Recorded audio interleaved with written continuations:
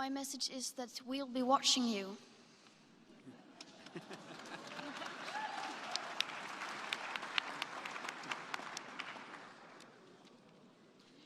This is all wrong. I shouldn't be up here. I should be back in school on the other side of the ocean. Yet you all come to us young people for hope. How dare you? You have stolen my dreams and my childhood with your empty words, and yet I'm one of the lucky ones. People are suffering, people are dying, entire ecosystems are collapsing. We are in the beginning of a mass extinction, and all you can talk about is money and fairy tales of eternal economic growth. How dare you?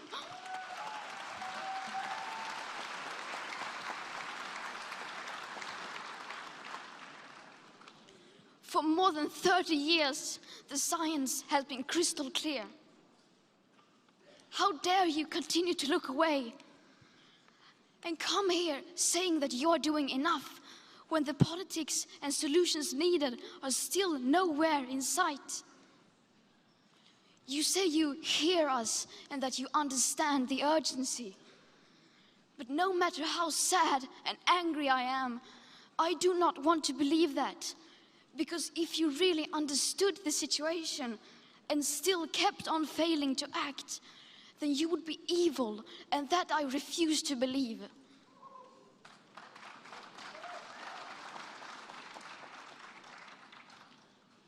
The popular idea of cutting our emissions in half in 10 years only gives us a 50% chance of staying below 1.5 degrees and the risk of setting off irreversible chain reactions beyond human control. 50% may be acceptable to you, but those numbers do not include tipping points, most feedback loops, additional warming hidden by toxic air pollution, or the aspects of equity and climate justice.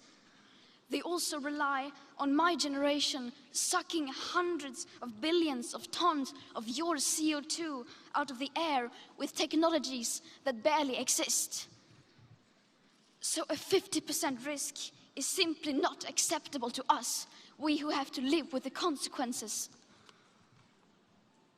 To have a 67% chance of staying below a 1.5 degrees of global temperature rise, the best odds given by the IPCC, the world had 420 gigatons of CO2 left to emit back on January 1st, 2018. Today, that figure is already down to less than 350 gigatons.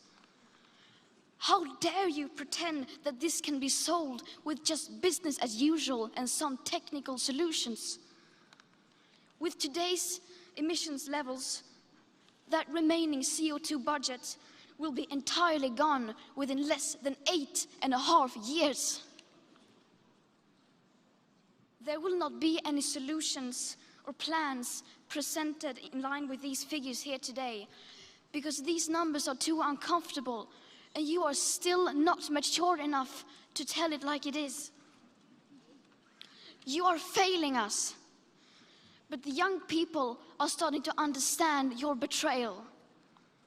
The eyes of all future generations are upon you.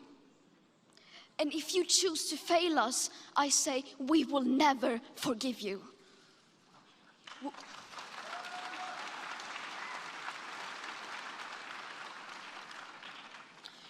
We will not let you get away with this. Right here, right now, is where we draw the line. The world is waking up, and change is coming whether you like it or not. Thank you.